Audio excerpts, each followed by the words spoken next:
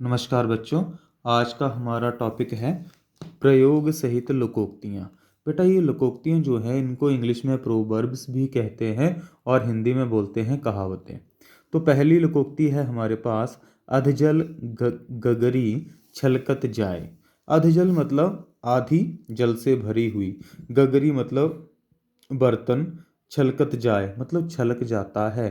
तो इसका अर्थ होगा यहाँ पे थोड़ी विद्या या थोड़े धन से बहुत घमंड होना।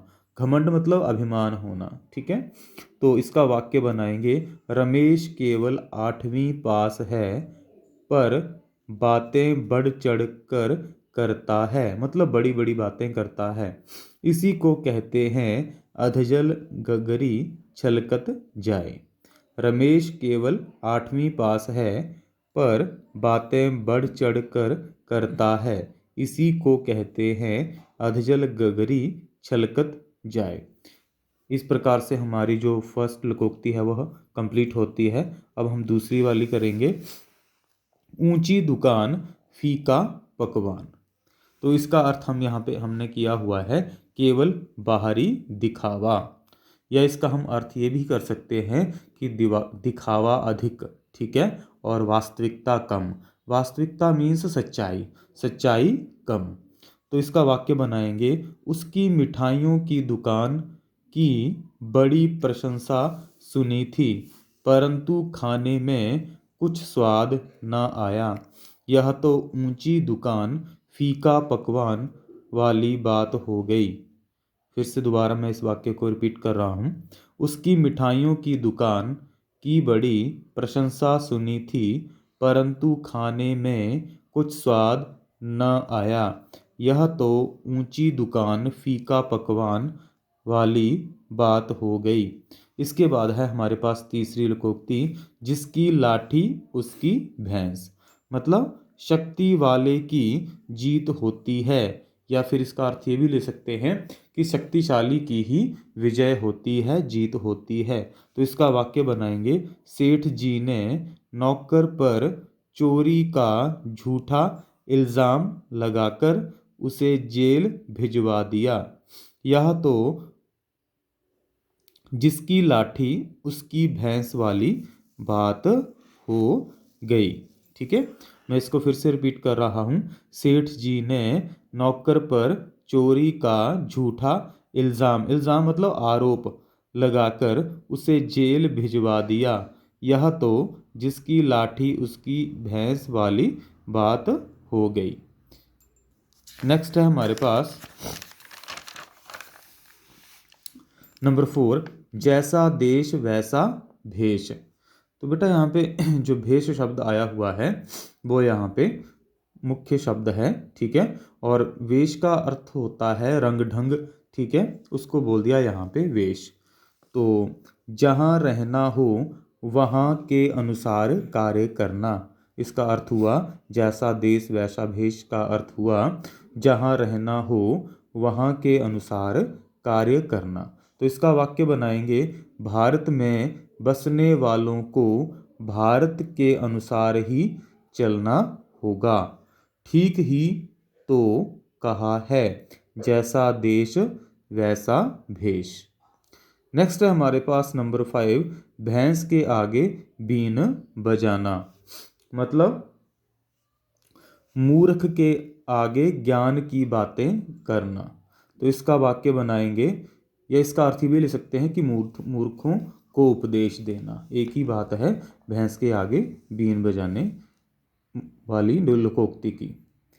अब हम इसका वाक्य बनाएंगे, उन ग्रामीणों को गीता का उपदेश देना भैंस के आगे बीन बजाने के समान है। बेटा ये यहाँ पे जो गीता शब्द आया हुआ है ये जो श्रीमद् भगवत गीता है उसके लिए आया हुआ है, जो महाभारत के भीष्म पर्व का भाग है।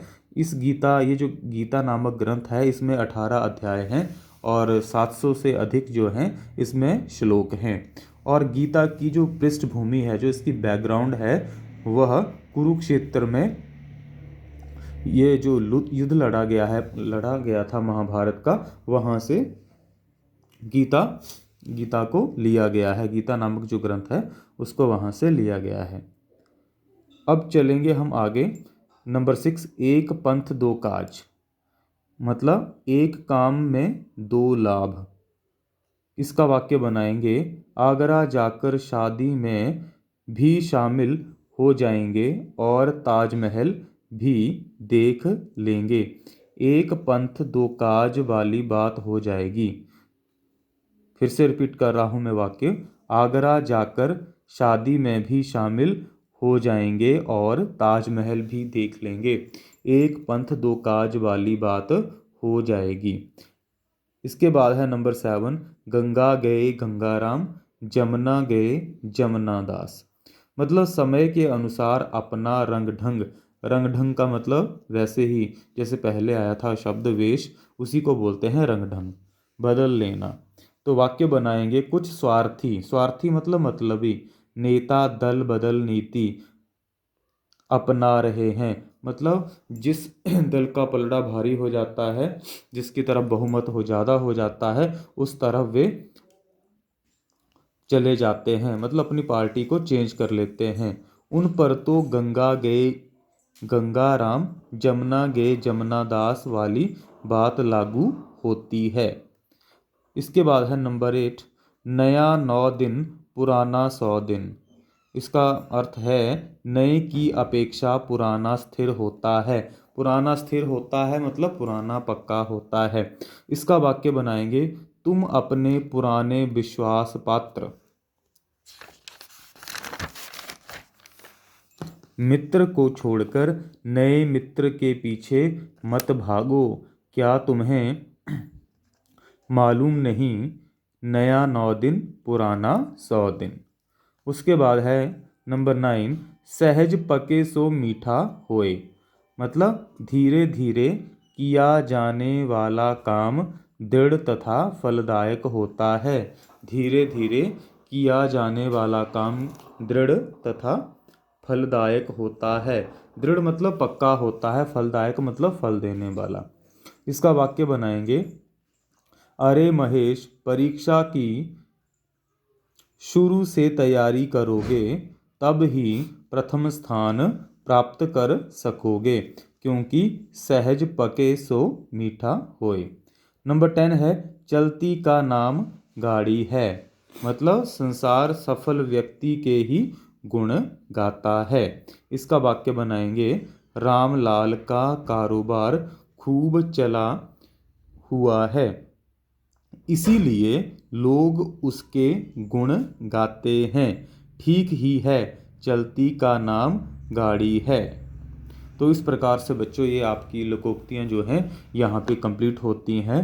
अपने अच्छी तरह से इनको राइट भी कर लेना है और याद भी कर लेना है। धन्यवाद।